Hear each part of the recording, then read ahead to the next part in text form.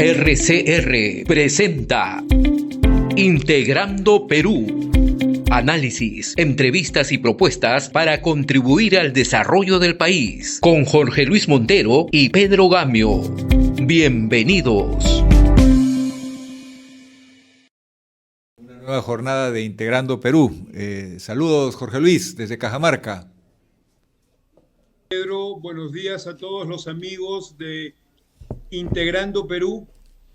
Hoy día, y Pedro va a detallar el punto, tenemos un invitado muy especial para hablar de las cosas profundas que mueven este país.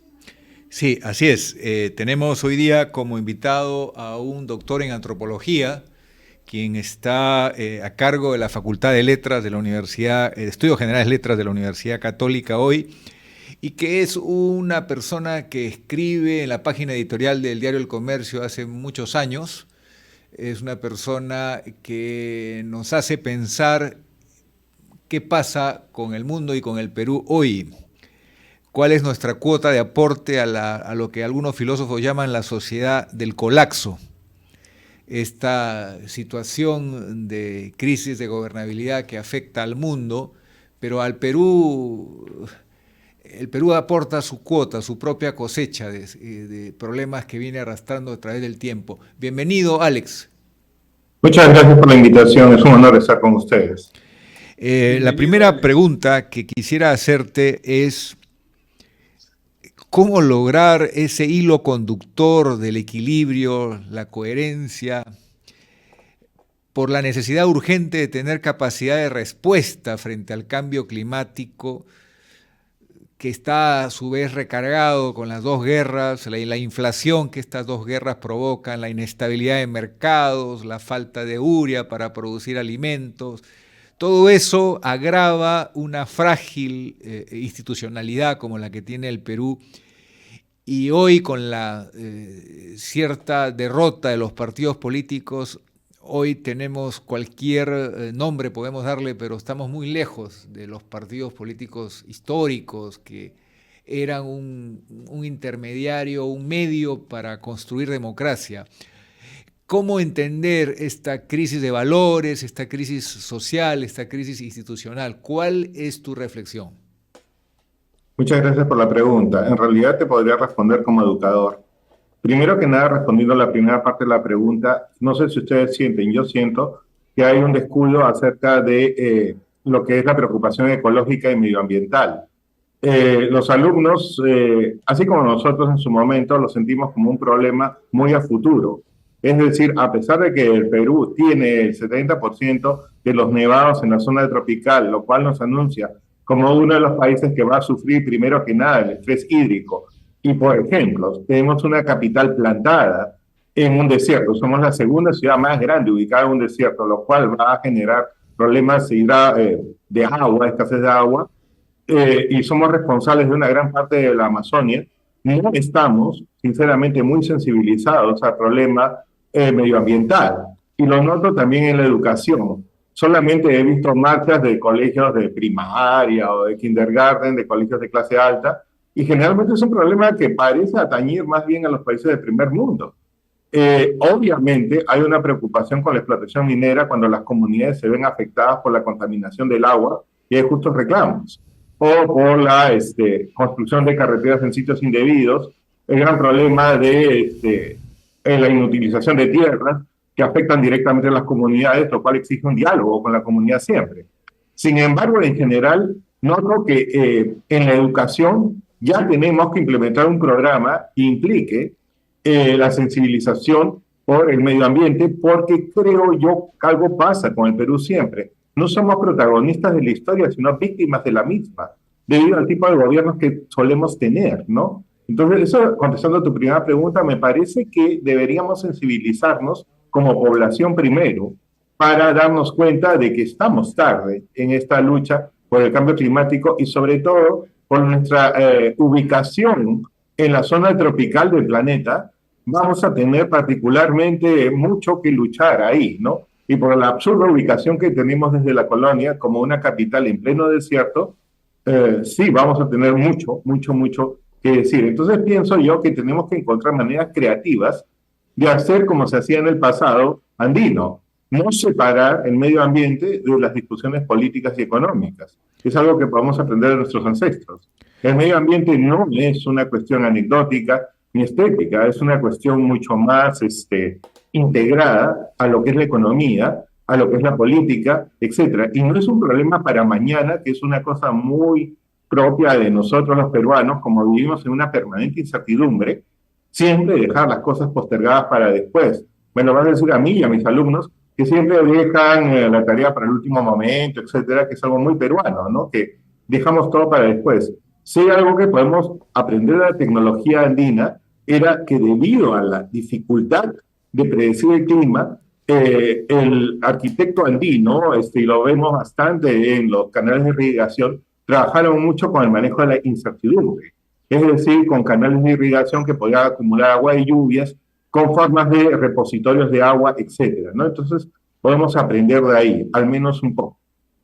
Tu segunda pregunta tiene que ver con la primera en la forma de, digamos, de predecir. Yo noto algo también que tiene que ver con la educación. La desaparición de partidos políticos. Desde el 2000, si no antes, con la aparición del outsider, es decir, este individuo que aparece de la nada a último minuto y que no ha sido maleteado por la oposición y que gana la elección, se ha puesto de moda que los partidos políticos sean vientres de alquiler. ¿Qué quiere decir esto?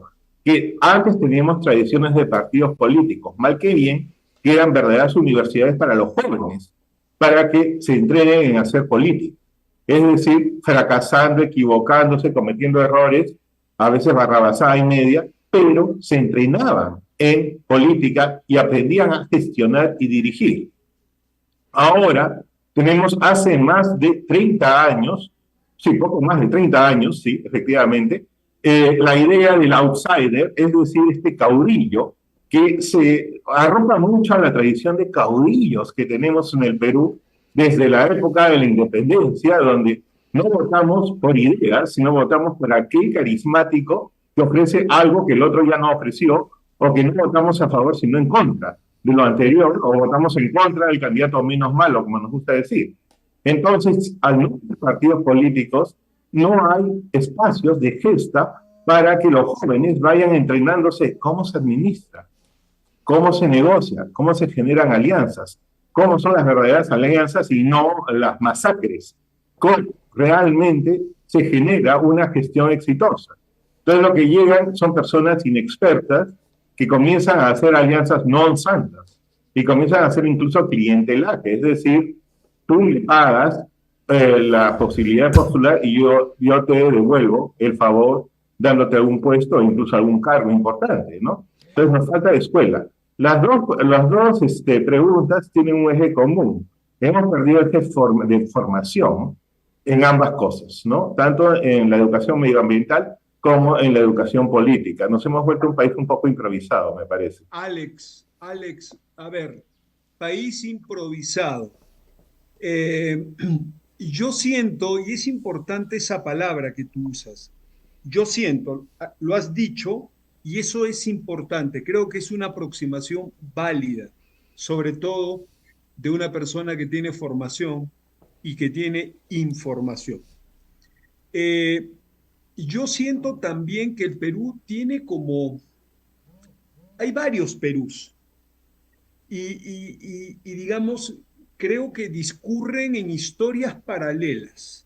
Sí. Lo que tú has narrado es, digamos, cómo está fracasando el establishment político en este país. La historia, la cronología, la autopsia de su fracaso, de su impotencia para poder gobernar un país que, por otro lado, discurre por cuerdas paralelas. Por ejemplo, te pongo dos ejemplos y trato de cerrar la pregunta. Los incendios en la Amazonía, devastadores en Bolivia, devastadores en Brasil, pero mucho más y mejor controlados en Perú y en Ecuador. ¿Por qué? Porque las comunidades nativas en Perú y en Ecuador están mejor organizadas y están mal que bien más asistidas. En Brasil viajas miles de kilómetros y las poblaciones nativas están dispersas, destruidas, desaparecidas y no tienen un rol. En Bolivia ni hablar. Prácticamente su Amazonía vive en pugna permanente con el mundo andino que lo gobierna. Entonces, por un lado eso. Por otro lado, en los territorios altoandinos tienes el parentesco, las redes de parentesco hipertróficas, las redes de clientelaje, de compadrazgo, clientelaje, los apellidos dominantes en territorios extensos y que gobiernan mal que bien lo que quieren, lo que no quieren con sus autoridades locales, sus comunidades, sus frentes de defensa. Y entonces el Estado está ahí cumpliendo su multirol de una manera, pues, digamos, débil, sin recursos, con fallos crónicos, etcétera, etcétera. Existe un poco, siento yo, esta multiplicidad de Perús. ¿Cómo ves tú eso? ¿Lo ves como un problema solamente o lo ves también como una señal de esperanza de un país que se puede reconstruir, pero quizá en base a otras reglas, no las del establishment? ¿Cómo lo ves? Te agradezco la pregunta y sí, o sea, yo como tú apuesto también por una esperanza, por la riqueza del capital cultural que tenemos y nuestra mayor riqueza que son nuestras personas. Evidentemente, si tú te das cuenta, lo más valioso que tiene el Perú, curiosamente, el pasado peruano no está en los museos, está actualmente vivo. Sí, ese es el punto. Y a diferencia de la realidad norteamericana, donde los colonos ingleses destruyeron a las poblaciones reduciéndolas a reservaciones, aquí, primero, obviamente, no por una voluntad cristiana, sino fue por la necesidad de trabajo de mina, pero la increíble capacidad de organización de Mita, Mica y Aini que existía, al punto tal que era excelente y al punto tal que ha existido ahora y durante la pandemia del COVID se ha mostrado como un elemento único para poder apoyar a los ancianos y a los niños y hacer trabajo colectivo, lo cual es maravilloso. El virrey Leo V, virrey del Perú, hizo una cosa interesantemente que podría ser apocalíptica, que fue destruir un poco la relación del Ayu, es decir, se podría decir que el imperio incaico o el reino quechua, como quieras llamarlo, depende de la nomenclatura, era un gran manto cuyos hilos eran los ayus, los grupos familiares. Entonces, no necesitaba un territorio donde ubicarse porque estaban más unidos a través del ritual y de las relaciones de parentesco. Y eso es increíble, y eso se mantiene todavía, ¿no? Y entonces lo que él hizo fue crear la comunidad andina, que es lo que tenemos ahora como los pueblitos, como decimos, ¿no? Que era para tenerlos dominados, es decir, una arquitectura de dominio con una plaza de armas, la que vamos a este pueblito, decimos, ¿no? Pero eso no existía, eso es una estructura ajedrezada para poder controlar a la población. Pero no pudo destruir esta idea del parentesco por más que lo intentó, ¿no? No se podía. El parentesco andino es complejo, o sea, es mucho más amplio que el que Occidente tenía, no es familia nuclear, sino familia extendida. Se rige bastante por la idea de la agricultura. Sí. ¿Qué quiere decir? Como es una comunidad agrícola, se basa en sistemas de alianza, es decir, los matrimonios que llevan consigo dote, etcétera, hacen que se unan los grupos y la mano de obra se multiplique. Y evidentemente se da mucho peso a la herencia para la herencia de la tierra, o sea, es muy importante. Incluso cuando se prohíben ciertos rituales, los andinos aprenden los españoles y aprenden el parentesco ritual, que es el compadrazgo, y tú sabrás que hay compadrazgo para todo, hasta para techo de casa, para todo, que es una forma de establecer alianzas, ¿no? Ha sido excelente, y como tú bien lo dices, ha sido un tejido social que se ha mantenido para nosotros y en la selva también se mantiene. Perfecto.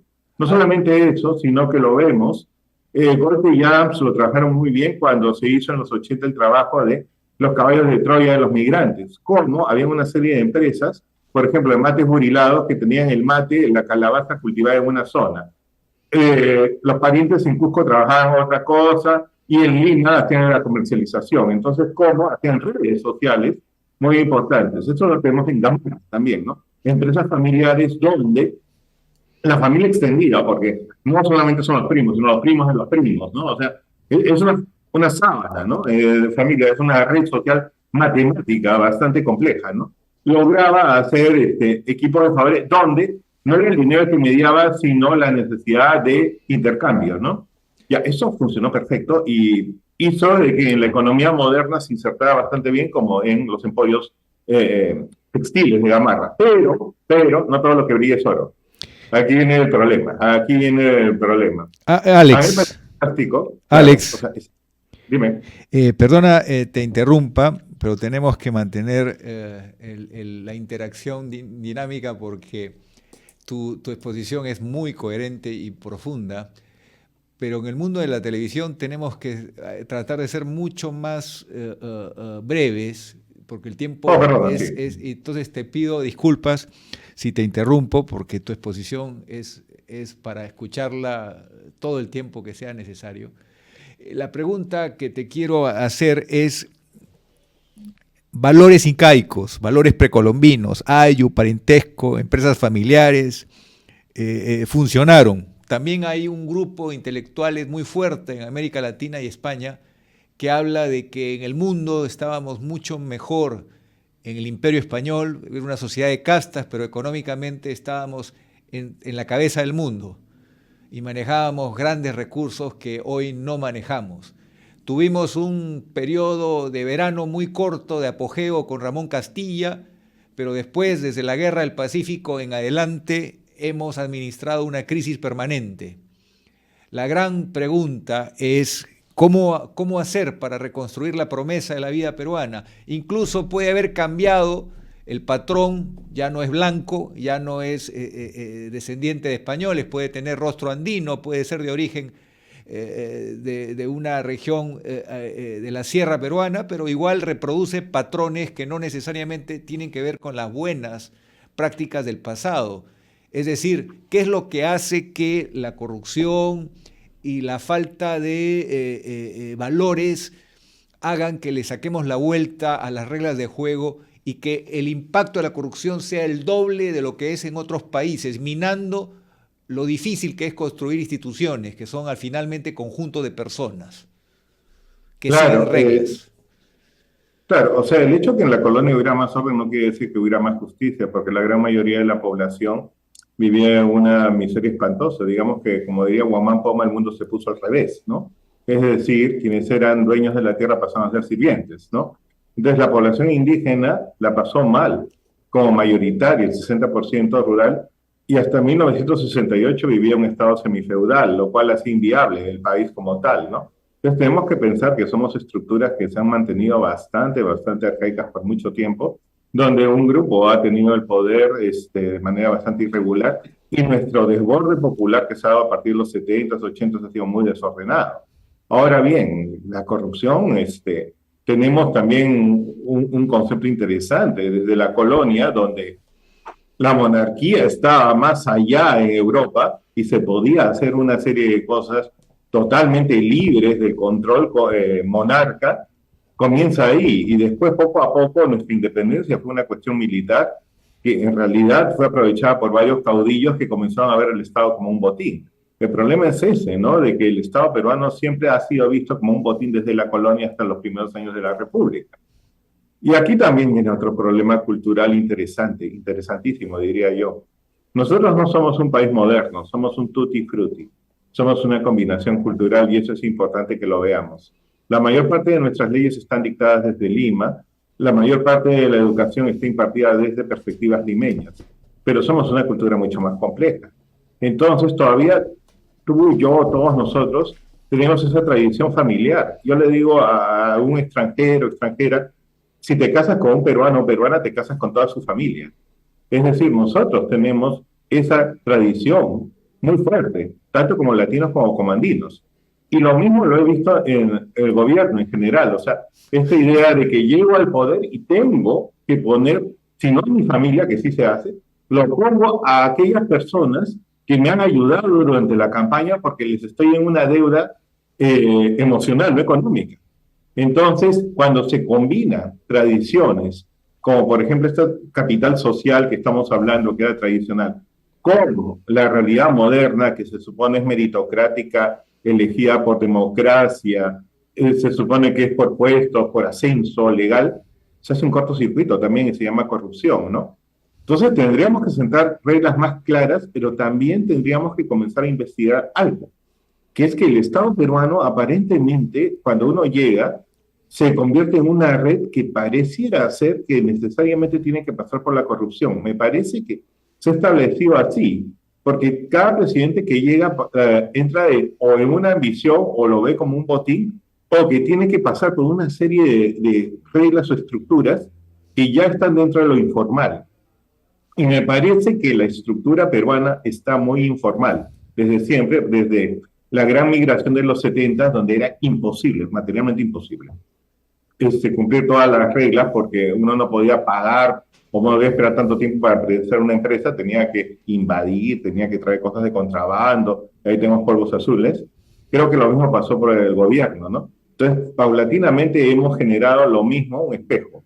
Lo crea en la sociedad civil, en el Estado, es decir, una necesidad de informalidad. En la sociedad civil se llama informalidad, en el Estado esa informalidad es corrupción. Entonces, creo que debemos cambiar un poco la estructura interna del Estado, que no lo hemos revisado. Generalmente se mantiene secreto y encasillado, encerrado en 4 partes, y cada presidente que entra se encuentra con eso y cae rápidamente. Poco más y tenemos que hacer una continuación de Palacio de Gobierno en una cárcel ya. Alex, a ver, tremendo lo que nos estás comentando. Sí, pero me quedé con la curiosidad. Estábamos analizando rápidamente estos Perús paralelos con sus pros y con sus contras, y tú estabas por señalar que estas ventajas culturales que todavía perduran y son dominantes en nuestro país y están vivas y activas, resulta que también tienen su lado oscuro, que también tienen su problemática, que también tienen sus dificultades. Lo ibas a comentar. ¿Podrías terminar la idea desde los puntos que te preocupan en esta multiplicidad de Perús que subsisten? Claro, o sea, dices bien, no es un Perú, es un pequeño continente, ¿no? Es decir, somos una realidad atravesada por la cordillera de los Andes y los españoles cuando llegaron pusieron el nombre de indios a una serie de etnias que eran muy diferentes, ¿no? Entonces, obviamente cuando llegaron había una hegemonía quechua, que eran los incas, ¿no? Pero, ¿qué sucede? Esta idea de la reciprocidad, se llama, y la reciprocidad y la idea de estar relacionados por un tipo de parentesco de intercambio donde el dinero anula las relaciones, porque yo pago y se acabó la relación. En cambio, si yo doy y no recibo a cambio, tengo un estatus mayor, etcétera, ¿no? Y se hacen cadenas de favores y en eso consiste la comunidad. Está pegada por una consecución de deudas emocionales entre grupos. Bueno, eso todo tiene un espacio. Esto funciona en una sociedad rural o en una sociedad, digamos, familiar.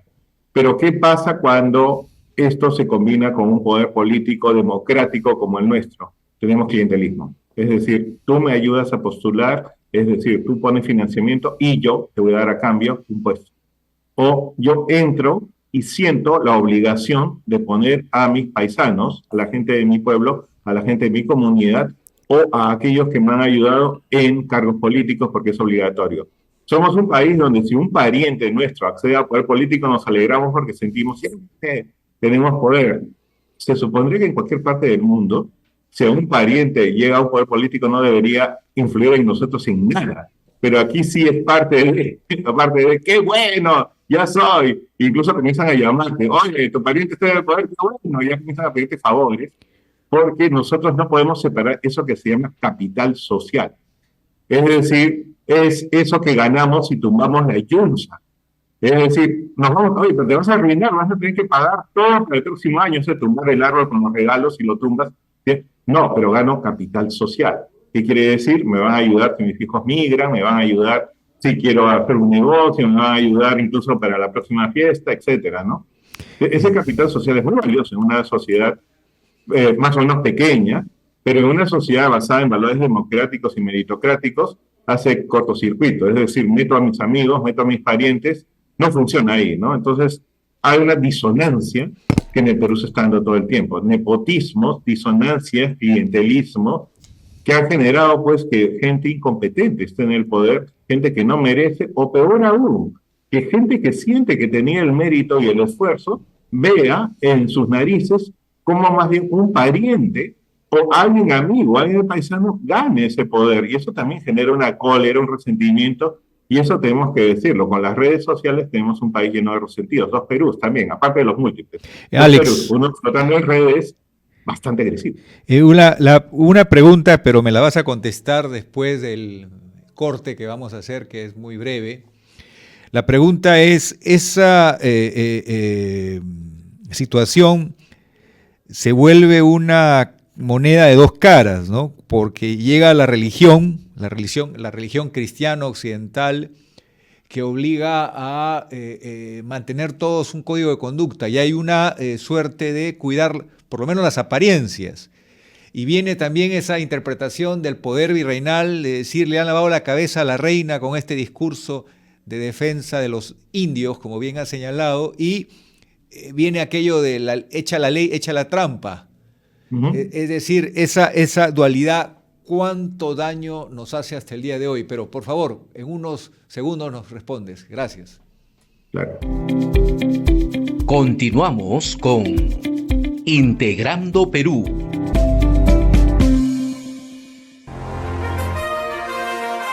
RCR, Red de Comunicación Regional, la red que comunica y une al Perú. Integramos y damos voz a las comunidades más alejadas del Perú. Más de 40 emisoras de radio, 30 estaciones de televisión y nuestras redes sociales se unen a diario con la señal de RCR. Integramos a más de 400 localidades en costa, sierra y selva. RCR, Red de Comunicación Regional, la red que comunica y une al Perú.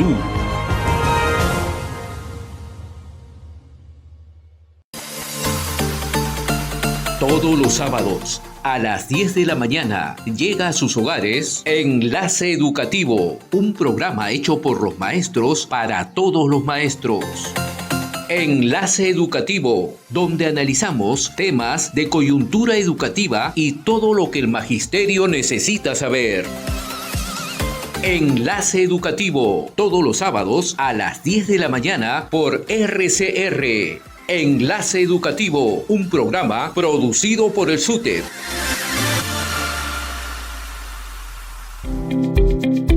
Continuamos con Integrando Perú.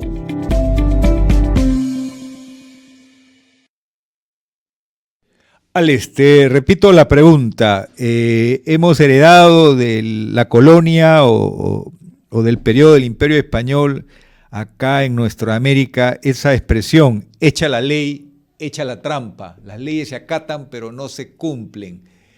¿Qué tan profunda es esa dualidad en el comportamiento de los ciudadanos y qué tan difícil va a ser reconstruir o hacer viable lo que Basadre llamaba la promesa de la vida peruana? Pero también habías preguntado la religión, que hacía más brava la pregunta. Sí, la religión que nos trae todo un código de conducta y una manera de ver el mundo que también entra en un proceso de, digamos, de mezcla con los valores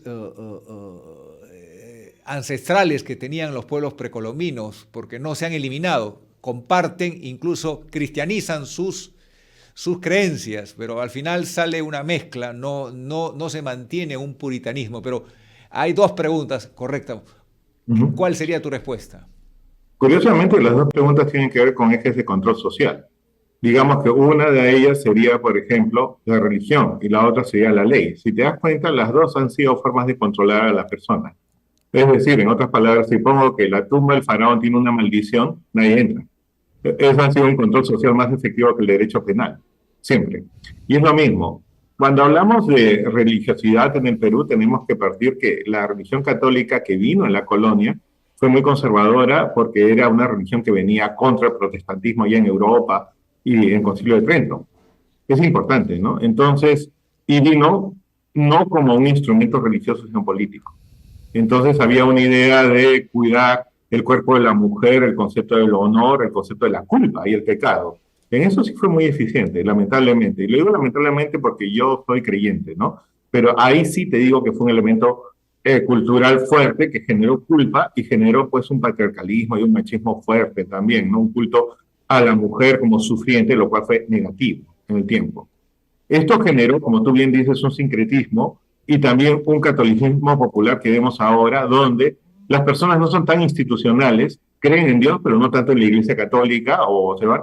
Y el concepto de Dios es más flexible ahora, ¿no? Entonces Dios me entiende. Dios me entiende y puedo cometer varias cosas porque Él me ve. Sabe que soy pobre y puedo ser informal. Y lo vemos, por ejemplo, el Día de los Muertos en el cementerio de Villa María del Triunfo, donde yo le rezo a la persona fallecida, que es mi pariente, para que él rece a Dios. Es decir, es como tener una vara celestial, ¿no? Junto a Dios reproduzco los patrones informales, ¿no? O como decía Carlos Franco sobre Sarita Colonia, que es una invasión del cielo, así como se invade terrenos, se invade el cielo también, una santa que protege a los ladrones, a los marginales, porque los entiende, porque también ella es una migrante que falleció lejos de su hogar, como muchos peruanos. Eso es lo primero que te puedo decir.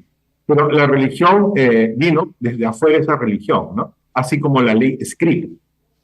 La ley escrita tenía esa característica, tiene dos características. Vino como una contraposición a la tradición oral que nos caracterizaba y vino desde Europa y no ha cambiado esto, porque, por ejemplo, el Código Civil fue una copia del CODE y muchas de nuestras legislaciones son copias de legislaciones francesas o españolas. Entonces, ¿qué sucede? Se ven distantes. Es decir, el jurista, el legislador, es alguien distante. Y hasta cierto punto es visto como alguien imposible. Porque la mayor parte de los peruanos se ven imposibilitados a cubrir una serie de imposiciones legales. Es decir, si alguien quiere tener un negocio formal, tendría que invertir en tiempo y en dinero cosas que no tiene.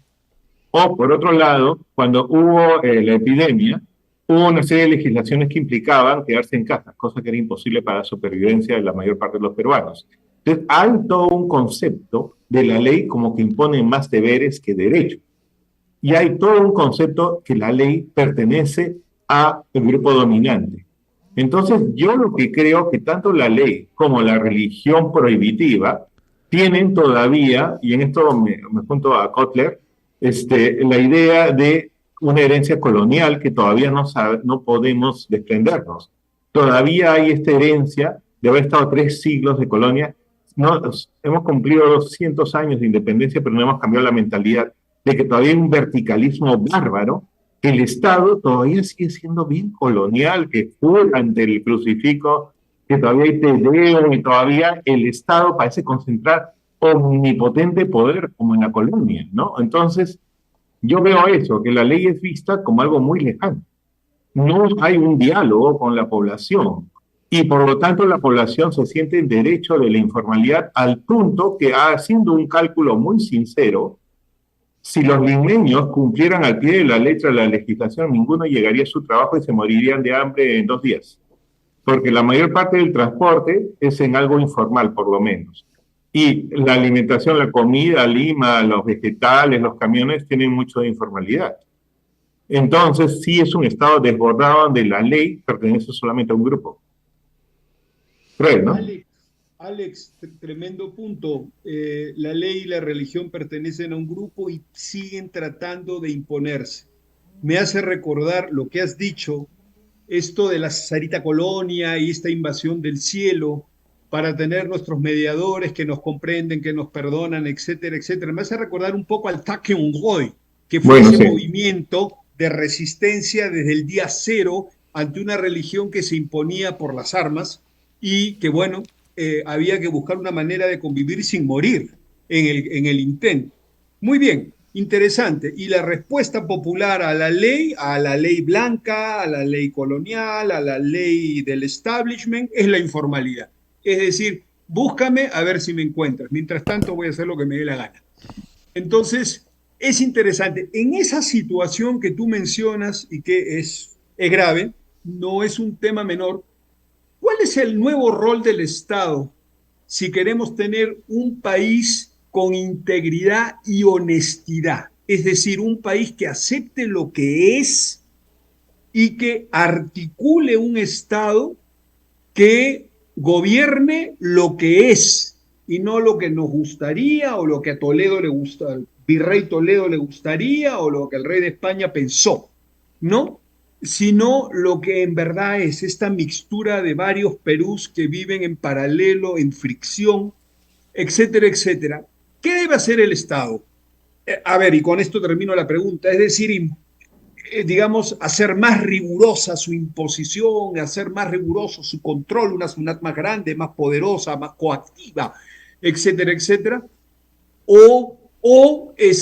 digamos, crear, como tú en algún momento hablaste de creatividad, pensar en medios, en formas alternativas de gobernar el territorio, de gobernar las culturas, de integrar a las partes y de dialogar. ¿Cómo lo ves?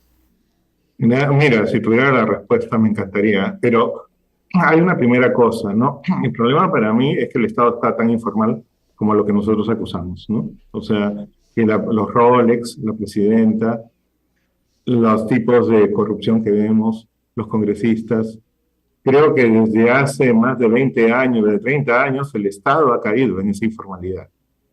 El Estado mismo es, y yo lo veo como educador, que hay no sé si desasosiego, pero desgano en los chicos que ven que aquellos que están, se supone, entrenados para ser, disque metafóricamente padres de la patria, se la llevan fácil o se la llevan corruptamente. Y hay como una cierta de, ¿para qué voy a estudiar si así no lo hacen? Entonces, primero que nada, tendríamos que formalizar el Estado. O sea, tanto se acusa a la comunidad de informal, pero el Estado es el primero en estar informal ahora. No estoy seguro si fue un contagio de abajo hacia arriba o de arriba hacia abajo, o ha llegado a la informalidad de alguna forma u otra. Pero eso es impresionante, ¿no? Eso es lo primero, o sea, tomar en serio el Estado. Lo primero, y descolonizarlo, es decir, olvidarnos de esta idea de que se trata de que uno llega al poder y tiene un poder omnipotente de poder hacer las cosas, sino mecanismos mayores para que podamos fiscalizarlo y vigilarlo. Eso es también lo segundo.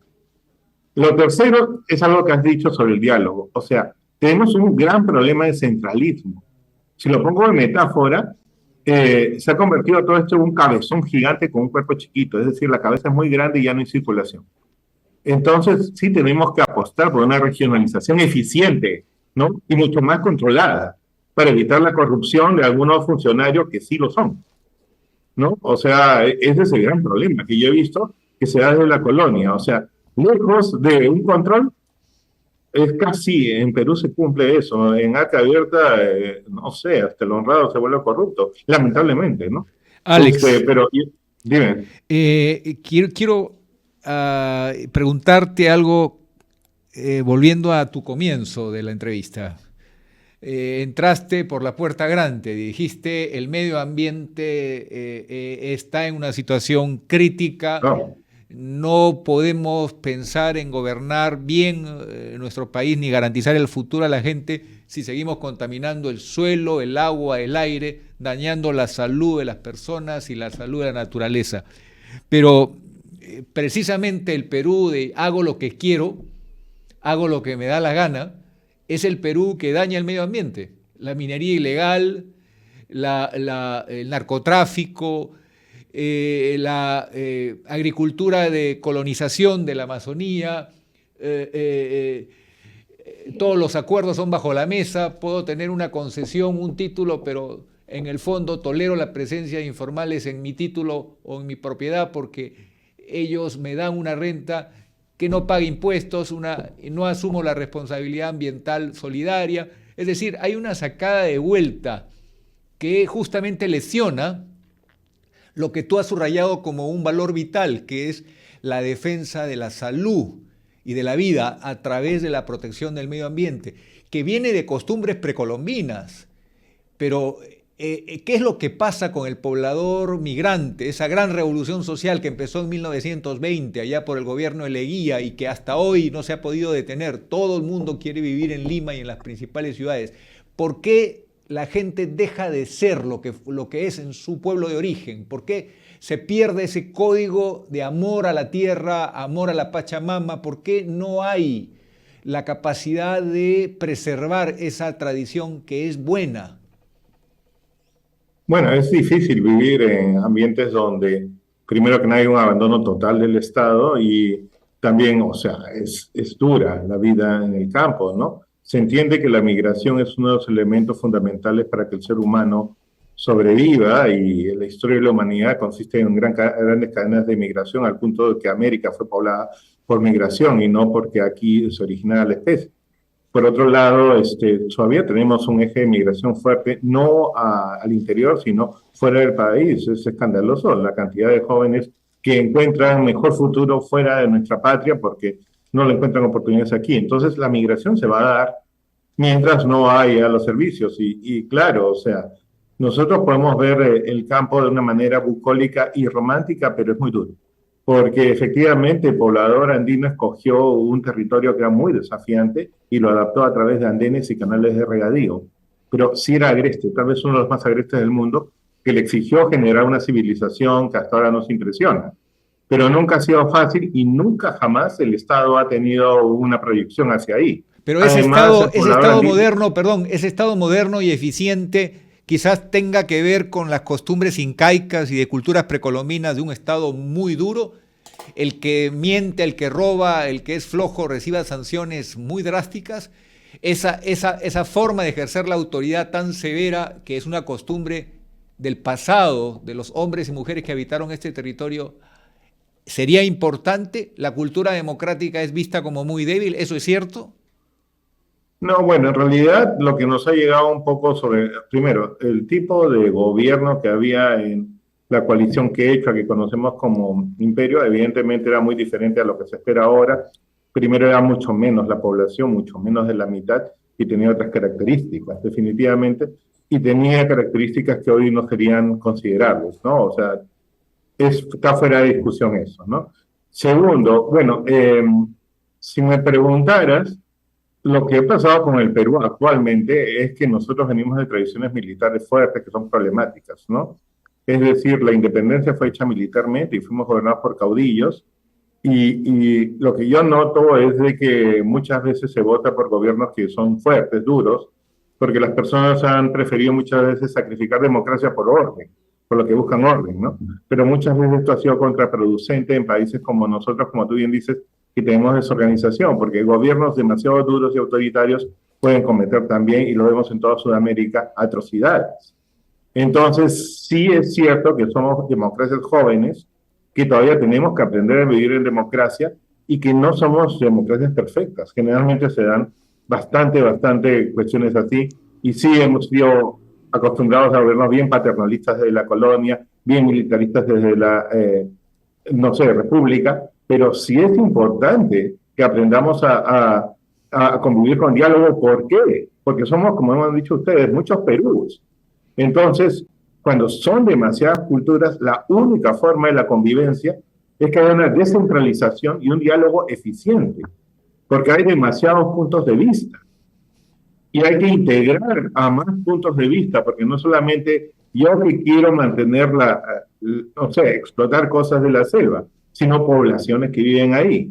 Yo que quiero explotar cosas de la minería, sino poblaciones que van a ver afectadas sus tierras. Entonces se tiene que haber un diálogo y una negociación transparente. Entonces, más que un gobierno duro, un gobierno que ordene, pero también que dialogue, que esté presto a dialogar.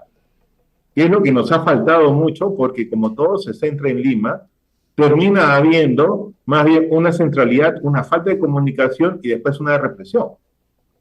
Entonces, yo creo que debemos, en vez de que sea una sola cabeza, varias cabezas distribuidas, dispuestas a escuchar. Y dispuestas a escuchar para entender, no escuchar para responder, como se está haciendo últimamente. Alex, en esto que estás diciendo, que es sumamente importante, y a lo largo de todo tu discurso vamos descubriendo claves muy interesantes y muy profundas. Alex, esta crisis internacional, donde por un lado tienes al G7 liderado por Estados Unidos, que bueno, tiene muchos problemas de todo tipo, tienes unos BRICS que se están haciendo fuertes, que ya pesan poblacional y económicamente más que el G7 incluso. Entonces, estamos viviendo un reacomodo general del tablero de ajedrez en el planeta Tierra. Y ya se habla de un sur global, etcétera, etcétera. Y el Perú tiene su Chancay y tiene sus articulaciones con Brasil muy ambiciosas, porque Brasil quiere salir por Perú a Shanghái directamente, ahorrándose 20.000 millas náuticas, entonces, y costos. Entonces, ¿Esta coyuntura internacional nos puede ayudar de alguna manera a, digamos, afiatarnos como país, afiatarnos como democracia, pero una democracia a la peruana, ¿ok? Con esta multiplicidad de culturas, de conceptos de meritocracia, de un clientelaje que viene de la reciprocidad inca y que ha mutado a estas formas de pensar, etcétera, etcétera. ¿Esta rearticulación internacional nos va a polarizar más o por el contrario podría ser una oportunidad para un Perú más fuerte? ¿Tú qué piensas? Bueno, claro. Y bueno, lo primero que te puedo decir es que si bien el imperio incaico, bueno, ahí dura su imperio, es increíblemente, bueno, es admirable, no es exactamente la mejor forma o no podemos idealizarla mucho, no funcionaría, pero sí podemos aprender mucho de la cultura andina actual, viva, ¿no? O que el manejo agrícola y el manejo ecológico a pequeña escala es interesante, fuerte, y tenemos que aprender a escuchar. Y también en la Amazonia, mucho que aprender de las comunidades nativas Chipibo, Ashánica, Aguajún, y tenemos un montón de familias lingüísticas ahí. Pero también respetar, ¿no? Ahora bien, sobre la coyuntura mundial, porque siempre es ese problema, que somos víctimas, podemos ahora integrarnos.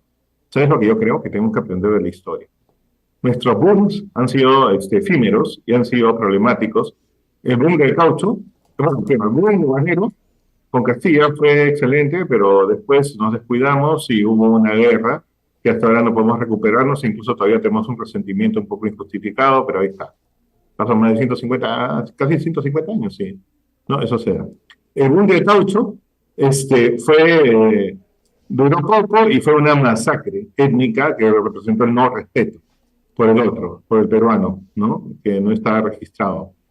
Y ya, en el comienzo del 2000, así, sí tuvimos un pequeño boom minero, pero ¿qué pasa? Y aquí viene el problema. No nos ocupamos de dos factores, que era la educación y la salud. Es decir, vino la pandemia, ¿te diste cuenta que creíamos que estábamos en el mejor de los mundos? Vino la pandemia y nos quitó la venda de los ojos, o sea, decíamos, estamos bien, ¿no? ¿Y qué pasó? Nos dimos cuenta que era terrible el sistema de salud y la gente comenzaba a morir. Y bueno, el sistema educativo, pésimo. Así lo voy a decir, es muy malo. Y justamente todos los problemas que estamos hablando pasan por un sistema educativo donde no tenga profesores malhumorados porque están mal pagados, ni tenga alumnos mal alimentados y también con programas que son arcaicos y conservadores. Entonces lo que yo pienso es de que si es que llegamos a tener algún tipo de boom, que ojalá tenga, que nuestra historia es de booms, pero de falta de aprovechamientos y de grupos que se aprovechan de esto, me parece que deberíamos rápidamente aprovecharlos para movilizar sistemas que están dejados de lado, y yo diría salud y educación. Es intolerable que hayamos pasado por apogeos y que no se hayan fijado esto, y todavía para mí es más intolerable que después de la pandemia, que hayamos visto lo que pasó, no haya pasado eso. Entonces, esas serían las dos cosas que yo diría antes de cualquier cosa, ¿no? Alex. Ahora, sobre Chancay me preocupa. Dime, sí, perdón. Alex, mi última pregunta, porque ya estamos cerrando el programa, pero tiene que haber un capítulo 2 porque es brillante este análisis que haces y nos ayudas a buscar la luz al final del túnel y te lo agradecemos. No dictadura, no necesitamos las autocracias del pasado. Con inteligencia artificial y gobierno digital podríamos lograr, y mucho diálogo, podríamos lograr condiciones de gobernabilidad.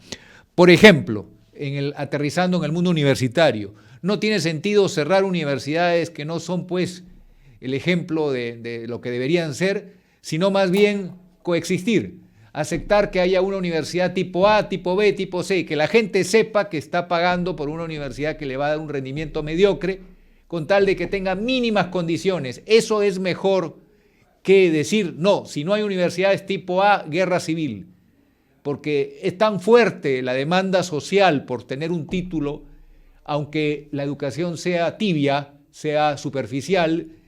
¿Cómo buscar una solución eficaz? Lo mejor es tener esa categorización que sea por medio de una entidad internacional, y así nos evitamos el pleito, de tal manera que Juan Sánchez sabe que ha ingresado a una universidad tipo C con lo que conlleva eso en el mercado y en el futuro de su profesión? El tema de la universidad como ejemplo de cómo sería la solución más adecuada. Bueno, agarras carne conmigo porque yo soy educador y pienso que solamente hay un tipo de educación, ¿no? La que integra a la joven, de manera exitosa a un futuro y lo conduce a un camino de integración con la sociedad y que es feliz. Y no hay ahí espacio para la mediocridad. Tiene que haber exigencias, ¿no? Entonces yo creo que el esfuerzo tiene que darse para que todas las universidades sean de tipo A. Y tenemos el caso de la Universidad Nacional Mayor de San Marcos, que es una universidad extraordinaria y sufre todos los embates de los problemas económicos que puedan tener y sigue siendo extraordinaria. Entonces, yo no entiendo por qué universidades que puedan tener un apoyo económico no puedan rendir una cuestión así, ¿no? Entonces, yo lo que pienso es de que más bien es donde tenemos que ser más exigentes. Si queremos ser exigentes con los alumnos, tenemos que ser exigentes con los niveles educativos y no dar tregua ahí, porque ese ha sido nuestro gran error. Un gran error ha sido ese. Y también tener en cuenta que la inteligencia artificial está muy lejos de reemplazarnos. Todavía tenemos el mejor recurso, que es el factor humano, el factor que toma en cuenta las emociones. Siendo un país de habitantes que están en contacto directo con sus emociones y que están rodeados de cadenas de excepciones, que tienen que tomar la ley con una manera sabia y no una manera estricta, y que tenemos que a cada uno darle no como las matemáticas dicen, sino como de acuerdo a lo que se necesita, y que todo es desigual. Me parece que todavía la inteligencia artificial no está para funcionar en Perú y todavía exigimos que se use la inteligencia humana, porque la inteligencia artificial tiene más artificial que inteligencia. Todavía luchamos por el excesivo uso de Internet. Queremos que los estudiantes usen su imaginación, usen sus lapiceros, usen sus lápices y escriban a mano. Todavía tenemos que rescatar esas cosas, ¿no? Entonces, en ese sentido te digo que soy muy exigente y creo que tenemos que hacerlo todos, ¿no? Tenemos que exigir lo mejor de nuestros muchachos y muchachas que lo pueden dar todo todavía, ¿no? Entonces, estamos a tiempo de seguir haciendo punche e intentar más bien mejorar la calidad por todos lados, ¿no? O sea, apoyar para que se mejore la calidad educativa. Sí, soy muy fanático de eso, ¿no? Tema polémico. Jorge, tu última pregunta. Alex, muchas gracias por tu participación en Integrando Perú. Quisiera preguntarte, para terminar, dame 3 razones para la esperanza, para sostener la esperanza en el Perú y los peruanos. Las tuyas, las que sientes. Regálanos 3. O sea, yo tengo más de 3, pero te voy a dar 3. Primero, que hemos salido de peores situaciones y hemos salido muy bien. Segunda, que hay algo que tenemos aquí en Perú en general, ¿no? Que nadie nos quita lo bailado, esa intensidad que tenemos. Somos una cultura intensa que vivimos el momento. Somos una cultura del abrazo, del cariño, del calor humano, y eso no lo encuentras en otros sitios. Tercero, que somos una cultura bendita porque vivimos en un sitio poblado de recursos. Y cada vez esos recursos van a ser más necesarios, como el cobre, el litio, e incluso una serie de recursos vegetales. Entonces, la cosa es que sepamos mirarlas, ¿no? Entonces, son 3 cosas, ¿no? La primera es que ya tenemos experiencia en crisis. Los peruanos nacemos supervivientes y estamos expertos en renacer, La segunda, que somos una cultura cálida y eso nadie nos lo quita, y eso no lo cambiaríamos por nada, y lo que más extrañamos cuando estamos afuera. Y lo tercero es que estamos rodeados de recursos que van a ser muy necesarios en el futuro. Solo tenemos que saber aprovecharlos y ojalá que lo sepamos hacer. Alex, muchísimas gracias. Verdaderamente ha sido muy rica esta conversación. Creo que tenemos que pronto molestarte de nuevo, y éxitos en tu tarea educativa, construyendo nuevos líderes, hombres y mujeres que transformen nuestro país. Muchas gracias. Gracias a ustedes. Gracias, Alex. Bendiciones. Adiós. Bendiciones. Cuídense. Chao. Hemos presentado Integrando Perú. Retornamos en nuestra próxima edición con más entrevistas y el análisis para contribuir al desarrollo de nuestro país.